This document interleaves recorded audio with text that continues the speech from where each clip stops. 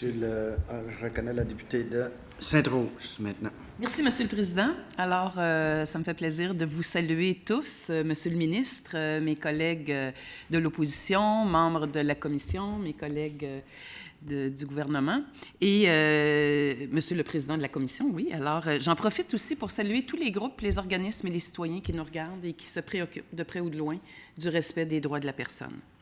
Alors, je sais que la Commission traite un certain nombre de plaintes et on a mentionné, là, on a parlé beaucoup des personnes âgées et je veux revenir là-dessus un petit peu parce que c'est pour moi une très grande préoccupation. Alors, il y a un aspect particulièrement inquiétant et ça semble être une augmentation de plaintes visant l'exploitation des personnes âgées. On sait que ce sont les personnes les plus vulnérables de la société et qui, malheureusement, sont encore et de plus en plus, c'est ce qui m'inquiète, victimes d'abus et d'exploitation.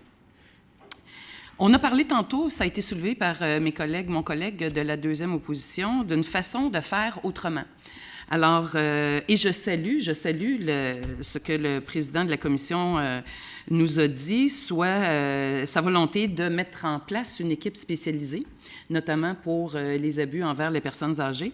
Et vraiment, c'est une belle initiative, mais il existe dans ma région, à Laval, un organisme du milieu. Et je pense que quand il s'agit de faire les choses autrement, c'est important de regarder qu'est-ce qu'on peut faire avec la collectivité. Donc, il y a des organismes du milieu, il n'y en a pas seulement à Laval, mais je pense que ça vaut la peine que je vous informe un petit peu de qui sont ces organismes, quelles sont leurs missions et comment on pourrait mieux travailler avec ce type d'organisme-là. Je vais vous parler de l'organisme DIRA, D-I-R-A. Alors, et en fait, le nom est un acronyme. Les DIRA, il en existe dans le Bas-Saint-Laurent, il y en a un en Estrie, il y en a un à Joliette, il y en a un à Montérégie et bien sûr, il y en a un à Laval. Alors, DIRA, le D pour dépister et dénoncer la violence, les abus et la négligence envers les personnes âgées. Le I pour informer et intervenir auprès des personnes âgées et auprès de la collectivité. Le R pour référer la personne âgée à d'autres ressources lorsque nécessaire et réévaluer notre intervention de façon continue. Et le A pour accueillir la personne âgée dans sa situation intolérable sans préjugés et l'accompagner dans ses démarches pour que cessent les gestes qui briment sa dignité. En fait, les services offerts par DIRA sont de première ligne, c'est-à-dire qu'ils sont de l'ordre de l'écoute, du dépistage, de l'information, de l'intervention et de l'accompagnement des personnes âgées vivant de la violence physique ou psychologique, de l'abus, de la négligence, de la violation de leurs droits. Le but, c'est de faire cesser ces agissements. La philosophie de DIRA est celle-ci. Nous n'avons pas le droit de laisser tomber une personne âgée lorsqu'elle fait appel à nous. Il est de notre responsabilité de la soutenir et d'assurer un suivi dans les diverses démarches qu'elle devra entreprendre. Un accompagnateur de DIRA la secondera afin de faire cesser cette violence, ces abus ou cette négligence qu'elle subit. Le but visé, en parler pour que ça cesse. Pour que ce but se réalise, DIRA travaille en collaboration avec les CLSC, avec la Commission des droits de la personne, avec le curateur public, les CAVAC, qui sont les centres d'aide aux victimes d'abus, aux victimes d'actes criminels, le Centre d'action bénévole, les Petits Frères des pauvres, la Société Alzheimer, les avocats, les notaires, les partenaires communautaires. Alors, on voit que c'est l'ensemble des partenaires de la communauté, de la collectivité, qui peuvent travailler ensemble pour faire en sorte de miser sur le même objectif. DIRA répond à un besoin essentiel, faire tomber le tabou du silence entourant la violence, les abus et la négligence envers les personnes âgées et inciter la dénonciation pour que cessent tous les mauvais traitements.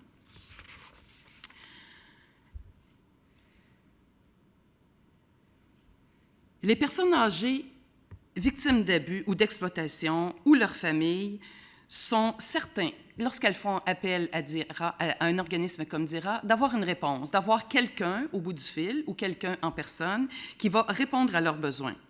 Alors, DIRA a des bénévoles. L'intérêt, c'est que ce sont, et bien souvent, quand on parle de bénévolat au Québec, on parle de personnes âgées, retraitées.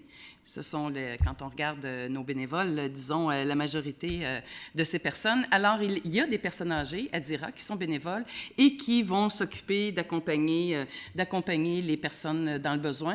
Ce que je constate dans la région de Laval, c'est vraiment un très grand besoin en termes d'accompagnement pour le logement. La problématique du du logement et de l'exploitation. Et je l'ai vu moi-même comme députée. Pendant ma campagne, je veux juste vous raconter une anecdote.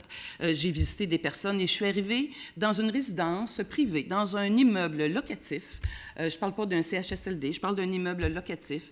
Une dame âgée de 90 ans, tout à fait alerte mentalement, mais diminuée un peu physiquement dans ses déplacements, et qui vivait dans un petit 3,5 et qui m'a dit, comme ça, je lui demandais, comment vous vous trouvez, comment vous êtes ici? Et cette dame-là m'a dit, bien, écoute, je suis bien, mais ça me coûte très cher. Et je lui ai demandé, mais combien vous payez de loyer ici? Et pour le petit 3,5, elle m'a dit, devine. Alors, j'ai regardé autour de moi et j'ai vu ce logement vraiment très, très, très de base. Et je lui ai dit à peu près ce que je pensais que ça pourrait être comme loyer, 700-800 $.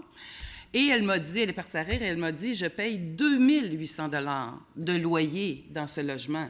Et j'ai été estomaquée. Et j'ai parlé à DIRA de cet exemple-là. Et l'organisme DIRA m'a dit, mais écoutez, c'est plein d'exemples comme ça. Il y a une exploitation, il y a un abus, et on doit se mettre ensemble vraiment pour que la communauté prenne conscience de ça. C'est l'affaire de tous les Québécois. Il faut qu'on regarde dans notre société le traitement qu'on fait à nos personnes âgées et comment on peut mieux les accompagner et être une voix quand elles n'ont pas de voix, quand elles n'ont pas la possibilité de se déplacer. Je pense que des organismes du milieu, je m'arrête là-dessus parce que j'ai une question, mais je pense que des organismes du milieu, comme DIRA, ont tout à fait leur raison d'être. Alors, ma question, en fait, elle est en 2 volets. J'aimerais bien que vous puissiez, Monsieur le Président de la Commission, peut-être je peux m'adresser directement à vous, que vous nous fassiez un portrait des plaintes en général. Quelles sont les plaintes, le nombre de plaintes que vous traitez? Et mon deuxième volet, c'est spécifiquement les personnes âgées. Je sais que vous en avez parlé, mais c'est un angle quand même qui m'interpelle beaucoup. Alors, quels sont les motifs de plainte et comment on peut contrer les abus, l'exploitation des personnes les plus démunies, les plus vulnérables, notamment à travers la mise en place de partenariats dans la communauté. Merci, Madame la députée. Juste un petit commentaire pour les gens qui nous écoutent. Lors des crédits, j'autorise les députés à questionner directement le président de la commission. Si nous étions en analyse détaillée, vous devriez vous adresser au ministre absolument. Alors, juste pour vous tenir informé qu'on est un petit peu plus souple lors des crédits qu'à lors d'analyse détaillée. Alors, Monsieur le Président, allez-y. Premièrement, j'aimerais dire que DIRA, et même vous, si vous nous signalez une situation d'exploitation semblable où quelqu'un s'est engagé, on lui a réussi à lui faire signer un bail de 2800 $ par mois, alors que apparemment, ça ne vaut pas ça. Et c'est de l'exploitation. On pourrait s'occuper d'une situation comme ça et faire corriger et faire annuler l'acte et trouver même le moyen d'obtenir des remboursements, ce qui fait que les délais seraient un peu plus longs pour obtenir l'argent, mais on ferait corriger la situation. Alors, c'est le genre de choses qu'on peut faire. Vous avez un tableau à la page 75 de notre cartable qui parle d'exploitation des personnes âgées et qui vous décrit dans quel secteur, puis c'est par mois, là, lesquels secteurs ça vient. Alors, vous allez voir que c'est souvent autre, 54. Alors, il y a parfois des actes juridiques, ça serait le cas du cas que vous nous mentionnez, qu'on aurait un bail à faire briser. On a fait signer un acte à la personne qui était vulnérable, influençable, et on a abusé de cette situation, des cas de transport. Mais les autres cas sont plus juste là. Donc, je vais essayer de vous les décrire. Et ce que je peux vous dire pour les chiffres, c'est qu'on est à 54, ce qui veut dire qu'on va dépasser le 100 dossiers. On était à 16 il y a 3 ans à peine. Alors, on voit que c'est en progression, là, parce qu'il y a des signalements. On peut vous dire qu'on a travaillé très fort avec, pas juste nous, mais avec le ministère, avec les agences, donc tout le système bancaire. Maintenant, les banques, les caisses populaires vont nous signaler. Il y a un mandat, il y a un individu qui vient puis qui semble dépenser de l'argent de façon différente que notre client le faisait jusqu'à maintenant. Et nous, il nous informe, puis on part de là pour notre enquête. Ça peut être un intervenant social, ça peut être un parent, un ami de la personne, ça peut être une personne qui la soigne, cette personne qui s'aperçoit qu'elle est sous le contrôle de quelqu'un, puis qu'on ne peut pas l'interroger, on ne peut pas avoir accès à elle, puis qu'elle manque de service, puis qu'elle est isolée, puis qu'elle a été blessée ou qu'elle souffre, qu'elle n'a pas ses médicaments ou qu'elle n'a pas accès à son médecin. C'est toutes les choses qu'on voit. Alors nous, par contre, on voit aussi beaucoup de situations dans la famille, il faut le dire. Il y a une famille et là, il y a un enfant qui prend sa mère ou son père et qui va habiter chez cette personne, ou que c'est l'enfant qui va habiter chez sa mère, puis c'est dans la maison de la personne âgée, et qui là, lentement, parce elle va lui faire des soins, va prendre contrôle. Possiblement que la personne serait encore capable, comme vous avez décrit pour cette femme-là, mais que physiquement, elle ne peut plus aller aux caisses, aux banques, toute la technologie dans laquelle on doit faire nos choses. Maintenant, ça devient compliqué pour la personne âgée. Donc, on va dire, bien, regarde, je vais tout faire pour toi, maman, donne-moi un mandat général. Puis là, il y a des gens qui vont frauder, abuser. Puis finalement, on s'aperçoit que les dépenses sont faites pour des fins personnelles et non pas pour des fins de la personne âgée. Et puis là, il y a l'isolement complet. C'est le type de dossier. Souvent, on est aux prises à des chicanes de famille, un groupe qui accuse l'autre groupe de la famille, de l'exploitation.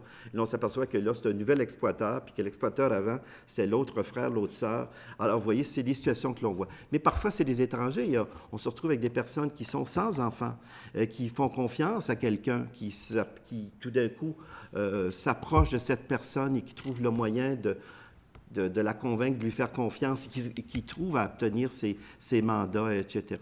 Donc, nous, on regarde, puis là, j'ai l'air à vous décrire des cas d'exploitation financière, mais c'est beaucoup plus que ça, là. C'est de l'exploitation, c'est de la violence physique, c'est de la violence psychologique. Alors, c'est tout ça qu'il faut prendre en compte et soigner. Il y a des parents qui sont aux prises avec des enfants d'âge adulte, et qui ont des problèmes de boissons et d'alcool et qui vont, pour leur consommation, même frapper leur mère. On a vu une femme âgée, là, pour la punir, la mère, parce qu'elle faisait de l'argent, il la mettait sur un balcon en vêtements de nuit, seule la nuit. Alors, on a dû avoir l'intervention de la police. Alors, il y en a poursuivre, si vous voulez, le temps sera retranché. Sur le dernier bloc, si vous voulez poursuivre, vous n'avez pas terminé, là? Non. Ce que je vais mentionner, c'est qu'à part du fait de ça, nous, on fait autre chose. On ne fait pas que ces cas d'exploitation. On a, puisqu'on est en contact avec d'autres organismes, on fait des avis au gouvernement. Récemment, on a fait un avis au gouvernement pour regarder les décès des personnes âgées qui étaient questionnables. Est-ce que la personne, elle est âgée, on peut s'attendre à ce qu'elle décède parce qu'elle est âgée, mais est-ce que par un soin, une négligence, un abus, il y a eu un décès prématuré? Et on a fait des avis au gouvernement. Il y a une correction qui a été faite. On a vu pour la question de l'eau chaude là, dans les bains et que certaines personnes... Bon, alors c'est une situation corrigée. Mais par contre, on a vu d'autres situations où les décès sont questionnables. Et on a voulu augmenter le rôle du coroner pour aller vérifier ces situations. On a réussi à convaincre le gouvernement d'ajouter la négligence en plus de l'abus, comme étant un facteur aggravant qui doit être regardé, ce qui nous a permis de rétablir les liens avec les médecins, le Collège des médecins qui constatent un décès, de leur rappeler leur serment de médecins d'office qui doivent signaler au coroner des morts douteuses. Alors, il y a tout ça à faire. Donc, l'accréditation des résidences personnes âgées, on a fait des commentaires sur les règlements qui accompagnent les baux. Les personnes âgées, souvent, on les amène dans une résidence, on leur fait signer un bail, tout inclus, là. Vous avez tout le package. Là, vous avez la nourriture, protection 24 heures sur 24 d'infirmières, on vous amène vos médicaments, etc., etc. Mais tranquillement, on s'aperçoit que la personne âgée, par les modifications du bail, le coût du bail reste le même, mais là, on va te charger à l'unité à chaque fois qu'on t'apporte un service. Alors, il y a de l'abus de ce côté-là aussi. Alors, voilà plein d'exemples où on peut œuvrer. Puis je pourrais continuer. Merci, M. Cousineau. Alors.